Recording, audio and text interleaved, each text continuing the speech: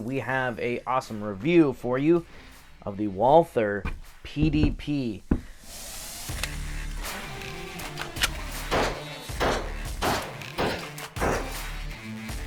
Well, the PDP, baby. Good feeling gun.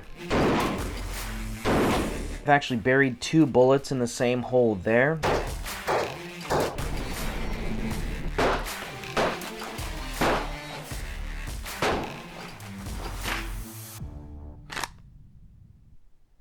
Welcome back to the Concealed Carry channel, everybody. I'm Grant McLean. Today we have a awesome review for you of the Walther PDP.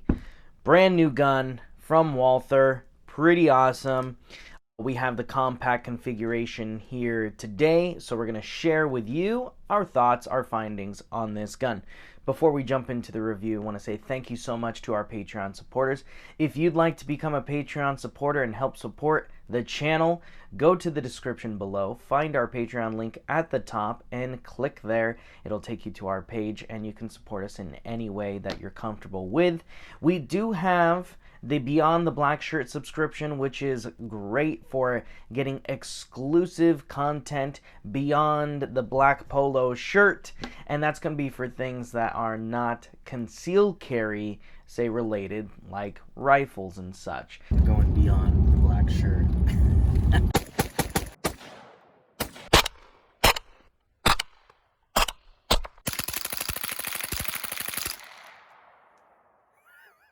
It's nice. So if you want to see that content, definitely become a Beyond the Black Shirt supporter. I want to also say thank you so much to Northwest Armory. If you need to get a gun, visit nwarmory.com, have it shipped to your local FFL, or do an in-store pickup.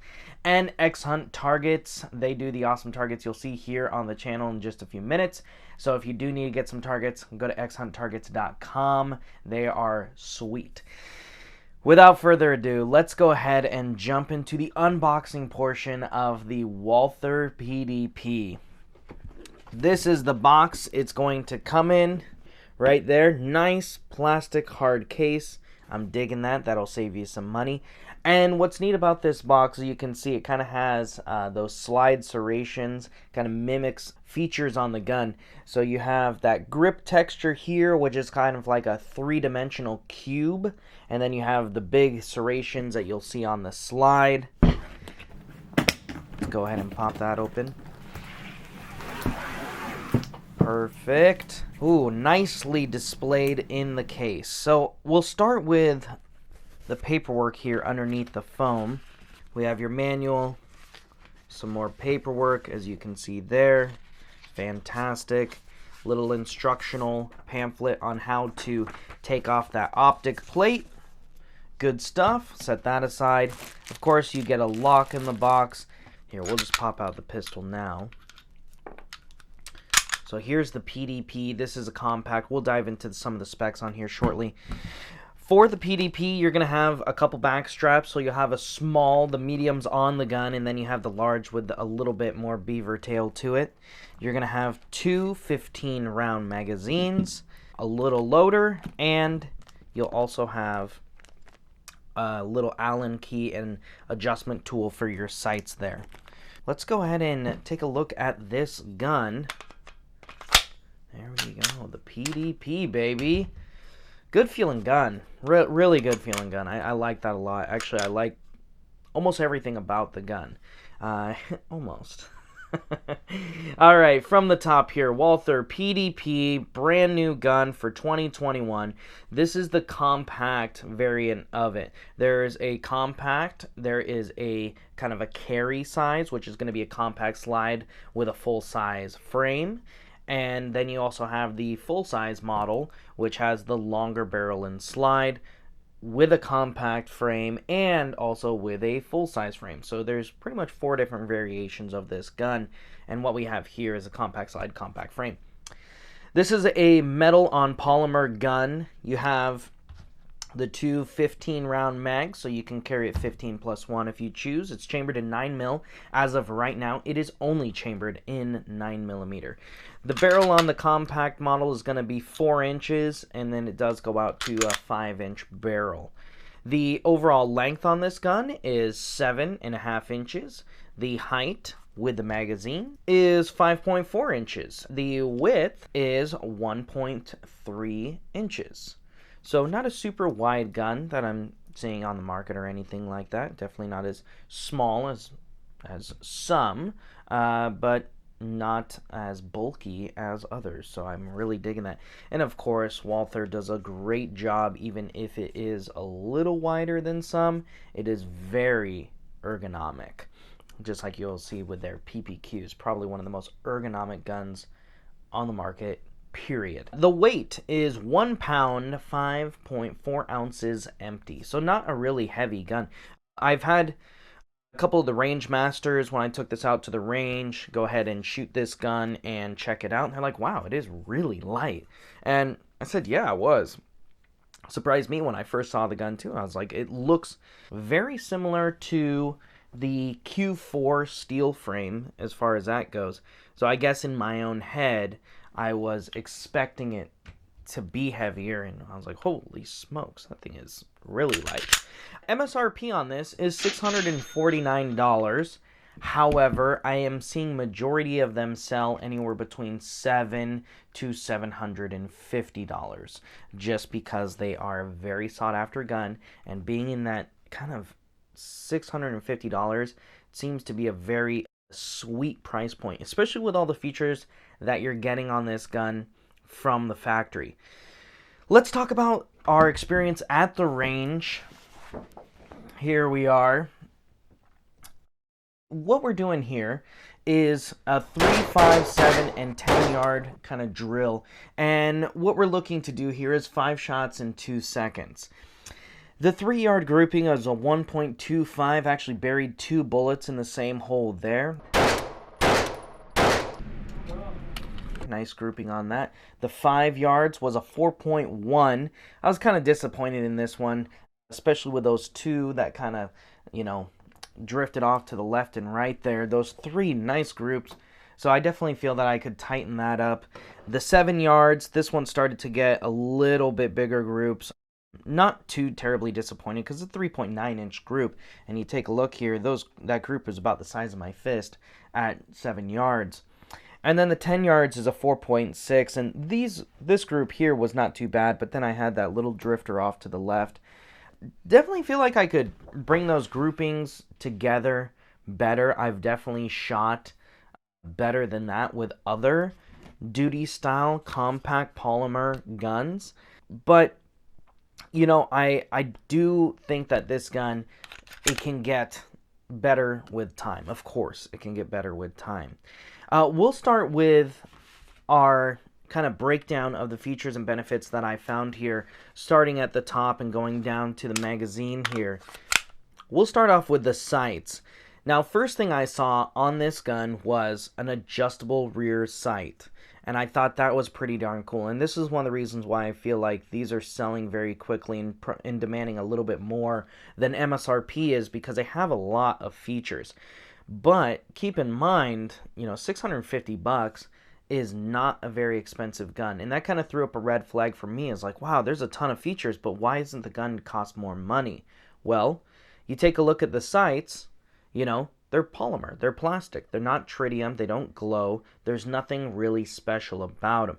And unfortunately, one of the things that I found on this particular gun was when they installed the sight, this is a dovetail rear sight, and the front sight is installed on the bottom of the slide, similar to like you'd see with a Glock. This rear sight was not centered.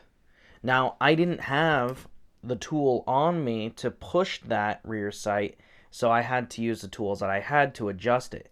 And if you look closely here, you'll see that this sight is adjusted all the way to the right, where it cannot go any further. And you can actually see over here, there's a lot more room here than there is on this side. So from the factory, this sight isn't centered. So that is something that I would tell you, keep an eye out for if you go get this gun. Make sure that the sights are installed centered. I was kind of disappointed in that, but they're also plastic. If I owned this gun, I would not keep those sights. I would certainly put metal sights on the gun. After adjusting it, it seemed just fine as far as that goes. Now, you are going to have an optic plate here. Now, you can pop off this optic plate and you can put other optic plates on there for whichever type of red dot you plan on mounting onto the gun. Walther would include optic plates in previous guns, I should say. So like with my Q5 match, there is 3 optic plates included with it. Well, that's pretty expensive. It's unnecessary. So what you do is you get a hold of Walther, you tell them what optic you want to put on the gun, and they're going to send you the plate for free. Your first plate's free. Simple as that goes. So I don't see that as being a con or anything like that. Now, I have found, going down the rabbit hole of YouTube and talking about the red dots on these guns, and there has been some issues with the red dots being mounted on it and the way that they're mounted onto the gun. So you'll see that here is a Q4 steel frame, and you'll see this little notch that goes down into the slide. All right. Now this is going to keep that red dot firmly placed on the gun as the slide is moving back and forth, taking pressure off of the screws. So the screws go down into the slide, and they're meant to keep the optic down. They're not meant to keep the optic from flopping back and forth. This doesn't have that. The Q4 and the Q5, you can see it really well on here that it does. So when that plate goes on, it actually has something more than just the screws to keep it from sliding back and forth, which is very important, okay? So that's something I would heavily consider, and I'm sure that you guys on YouTube have no problem finding that content. I don't remember the channel off the top of my head where the guy was talking about it, but he was an incredibly knowledgeable person about this, using language I don't even know how to pronounce. But I think that it is awesome that the gun does have the ability to mount an optic, especially, again, we're being in that $650, maybe $700 price range. Let's talk about this slide. This is probably the part that caught my eye the most, and these huge giant serrations. I love these serrations. They are really easy to get hold of. I've talked about this before, how there's a lot of real estate that companies miss on the slide to be able to maybe make the serrations deeper, make them more manipulatable, if that's a word. It is now. It makes it a lot easier to manipulate and get a positive grip on that slide. The rear serrations are fantastic. They go up into the optic plate, which has kind of been a pet peeve of mine on some guns. I'm like, why would you not extend those onto the optic plate, make it look more finished? Walther definitely did that. So I'm a big fan of the serrations. They're deep, they're wide, they're not like super sharp, so I don't feel like you need to necessarily worry about gouging anything when you're holstering the gun or it getting caught on anything. Now the slide is a bit heavy. The spring is a bit heavy. Being that these serrations are so easy to grasp, I would still be comfortable showing this to somebody who might have weak wrists or weaker grip strength in that regard. I might still feel comfortable because they can get such a good positive grip on this gun.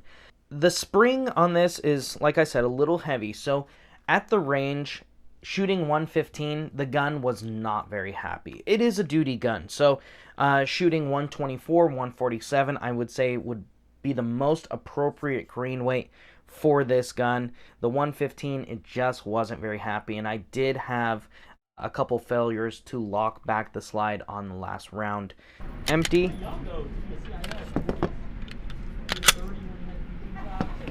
So this is the third time in this range session that hasn't locked back on the last round. So that's kind of a bummer. Just something to keep in mind. Let's go down into the controls. I really like Walther's controls, and especially on this one with the big magazine release. On the left side, it is metal, which I do like. And it is also reversible. So for you lefties, no problem. You can swap that over to the right side of the gun. The slide lock release is probably one of my favorite slide lock releases on Walther's. and it's got great texture to it. If you have shorter thumbs, you're not going to have any issue in manipulating that slide lock release. It is ambi from the factory, and it doesn't look like a copy paste job. It looks just like on the left side of the gun as it does on the right side of the gun. Looks really good. So for you lefties, you're really going to like that. The takedown, I mean, the gun is basically a mirror from left to right, other than the magazine release, which you can swap over. So I really like that. The takedown is very easy to manipulate, similar to a Glock in the way that you pull this down and the slide will come off, except for you can, get a bit easier grip on that versus having the tiny little pins that you'll see here, like on a Glock. So if you're coming from a Glock, you'll know what I mean, and you're going to be very familiar with taking this gun down for cleaning. Let's go ahead and talk about this trigger, the wonderful striker fire trigger. This is, I've talked about this in the PPQ and, also the Q5, and how like these triggers are known to be some of the best striker fire triggers out of the box. And I cannot argue with that. This trigger is awesome. Just as awesome as I was expecting it to be. It has some nice serrations on there. The safety, when it's depressed, it fits perfectly flush with the face of the trigger, which I really like. It's a nice, smooth trigger. It's not super light, but it has this beautiful break to it and almost a deceivingly smooth wall to it. Here we'll put our finger onto the safety and depress that, and you can see you have a little bit of take up there, and back it goes to the wall and breaks. The reset, here we are. It's not a super short reset. There we are, nicely. It pretty much brings your finger right back to the wall, kind of kicks your finger out there, which is what I really like in triggers. Kind of forces your finger out, and then nice clean break. It's audible. You can definitely feel it. Those are some of the things that I look for in a trigger, which I really like this trigger. What's interesting about the trigger is when you are pulling that trigger and you have a kind of a constant tension, and these triggers are about 5.5 pounds, is it doesn't feel like you've hit a wall. You just kind of pull, and then all of a sudden it's just building up tension, and then it just snaps. Just builds up tension, snaps. For a refined shooter or somebody who's practiced with the gun, they're going to find a very apparent wall.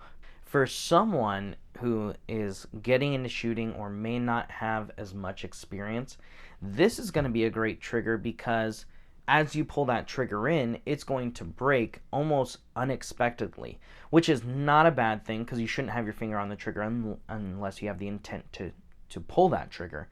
But I find that for a lot of people, when they find a very apparent wall, now in their head they're going, I better prepare for it to recoil and go bang, and what they do is they dip the gun. So they pull and they hit the wall, and they're like, oh boy. Oh, and I see it all the time. Shots that are 6-8 inches below the target. They can't figure out why. This may be a great gun for those of you who are considering this for a first handgun, who might not have that experience yet. As far as the frame goes, we'll start off at the front here and talk about this pick rail. You got a 1913 pick rail. It's nothing too exciting as far as that goes. You're going to put a light, a laser, or something awesome on the front. And then the trigger guard, this is kind of where things get neat, is you have some great checkering on the front of that trigger guard. You have like a small little hook, so that way if you do get your fingers further out on the gun, you have something to grip on there. Nice high undercut there underneath that trigger guard. And you also have some checkering here on the front strap. Now the grip, it's kind of like a 3D cube. You can see it looks like little 3D cubes stacked on top of each other. That grip kind of comes to like a little pyramid point. It looks pokey, but it's not. It's just about perfect. And when I first saw this gun, it reminded me again a lot of the Q4, as you'll see here. The Ergonomics, Also, the checkering on the front of the trigger guard as well. So some things that were very apparent there. Obviously, this is polymer, that's metal, so there's going to be a huge weight difference. The ergonomics are fantastic, just like that is. I do like the fact that you can swap out this back strap on this gun with these little guys. So this one here is a small, what's on the gun is a medium, and then you also have a large. So depending on how big your hands are, or you know how big you want the gun to be, you can play around with those and swap them out. There's a little takedown pin right there, which is easy to take that off. Now I have the medium on here, and for my medium-sized hands, it fits great. And I also have no problem hitting that mag release. With this gun, bam, bam, drop the mag, no problem. So I really like, you know, the position, everything about that. And this is the medium size. So if I chose, I wanted it to be a little bit closer to me, that kind of length of pull there, I could definitely change that and make it shorter if I wanted to. But I'm a big fan of the grip itself. For whatever reason, the gun didn't feel very well balanced. It felt like it was very jerky, very poppy. Even more than my Glock, more than any of my SIGs. Now, not to say that the gun did not shoot well. It did shoot well. It just didn't seem to have great balance when shooting the gun versus other compacts. Now, that's my experience. That may not be yours. I would, of course, say this. Go to the range, see if they have one that you can rent it, see how you like it. You may, you know, love the way that it looks and feels and things like that, but then you get on the range and you're like, yeah, this thing actually has a lot of like muzzle flip. Not sure why, but it does, more than, say, other guns that you're considering. So take what I say with a grain of salt, but do that for yourself and just kind of mesh what you've learned from today and your experience at the range. Other than that, you guys, if this is a gun that you've been searching for, hit up Northwest Armory. Go to nwarmory.com. See if they have it in stock. If so, they can ship it to your local FFL, or you can do an in-store pickup. If you want to get some of those awesome targets, go to xhunttargets.com and pick up some of those awesome reactive targets. For those of you who would like to become a Patreon supporter of the channel, we would greatly appreciate it. Just go down to the description below, click on our Patreon link, it'll take you to our page, and you can support the channel in whatever's comfortable with you. And if you want to get more exclusive content beyond the black shirt, go to our Beyond the Black Shirt subscription, and you're going to see all sorts of fun stuff that you're not going to see here on the Concealed Carry channel, all right? So anyways, you guys, thanks so much for joining us today on the channel with the PDP. We look forward to showing you some awesome reviews coming up here, so we'll see you soon. Good. Good? Great on the thing? Yep. Okay. Good. Coffee, check. Camera, mic, check. Gun, check. Phone off. Phone is off. Check. Guns, check. Let's go. All right. The slide lock lever, especially on Walthers, just is a big thumbs up for me. It's long, wide. Oh, God. Oh, geez. Here we go. It's got great texture. Ribbed. Okay. Let's not go down that. Oh, geez. Oh, my God.